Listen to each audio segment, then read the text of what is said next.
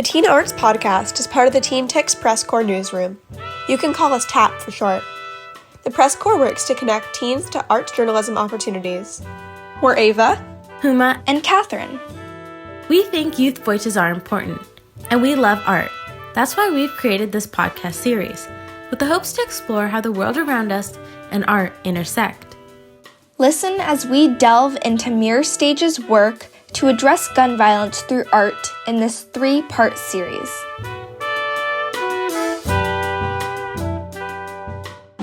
What's on tap? Today, we spoke with Suzanne Cohen, the Managing Artistic Director of Mirror Stage.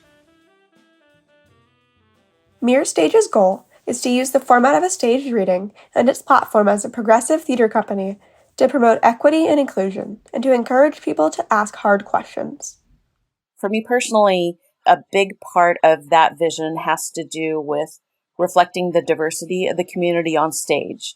So providing opportunities for underrepresented voices and faces, people that we don't often or didn't used to as much see on the main stages. Why does Mirror Stage produce stage readings as opposed to full theatrical productions? What exactly is a stage reading anyway? When I first heard this term, I envisioned something static, but Mirror Stage taught us that it's immersive and full of movement. Because we can describe things happening in the stage directions that might be really, really difficult to stage or really, really expensive to stage. And so it allows a lot more creativity and imagination. And so you can still create a sense of magic and beauty and wonder on stage without having a full set and all of the accoutrements. And again, it gets people more actively engaged in co-creating the world of the play. The audience members become the set and costume designers, and most importantly, a part of the production and conversation. The actors have their scripts in hand, which allows them to focus on things beyond memorization. Though the Mirror Stage team didn't shy away from the topic of gun control, Suzanne was not expecting it to be so polarizing, nor was she expecting the amount of pushback associated with this issue. I was incredibly naive, and I should have anticipated more than I did. But no, I had no hesitations. It's an important topic. I'm alarmed by the number of shootings that there have been across the country. And yeah, I thought it was important to give an opportunity to local artists to respond. Mirror Stage now has another challenge ahead, as they are forced to adjust their plans to the new socially distanced world. One of the challenges brought on by COVID-19 was how to host their annual activism brunch, an event led by a panel of experts. This year, they aim to get people more involved in the conversation around gun control.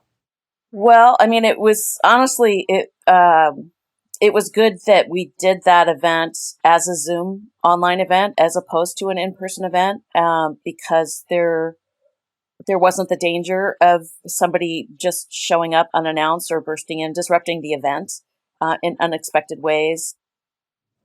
Another thing that has shifted due to the pandemic is a significant decrease in school shootings because most schooling has moved to online. In fact, according to the National School Safety Center, 2020 saw the first March without a school shooting since 2002. Even though this fact seems positive, we find it alarming, because it shouldn't take a pandemic for this to happen. Clearly, gun violence is still an issue we as a society need to be discussing. Our goal is to get people thinking and talking about it. And so usually we do a post-performance survey asking if it's introduced new perspectives. That's our goal. So hopefully the majority of people who attend will say yes, that the plays helped it introduce new ideas or perspectives, things that they may not have considered or thought about, or to view the issue in a new and different way. In the process of creating this podcast, we think that they met their mission. It sparked a conversation about gun control with us.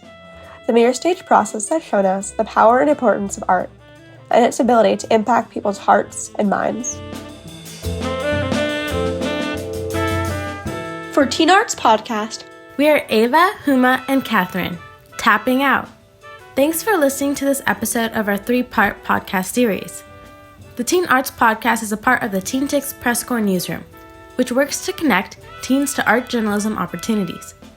Music by the Steve Griggs Ensemble, produced through the Jack Straw Artist Support Program.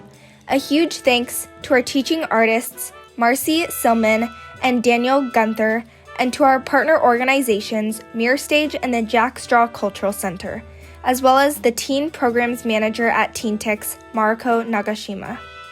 You can find us on teentix.org/blog. That's TEENTIX.org/BLOG. Thanks for listening.